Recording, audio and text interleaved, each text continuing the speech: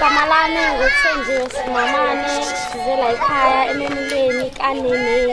unene umzala wami ngifisa umnene wakhe ukuthi uhambe kahle sizosina nje ngiyabonga sizomulweni kanene wamkhize udadewethu lesiwenze Umemulo simfisela nje impumelelo konke afisayo kwenzeke empilweni yakhe siyambongela nabazali ukuthi bamenzile lo Umemulo lo kade ayifisa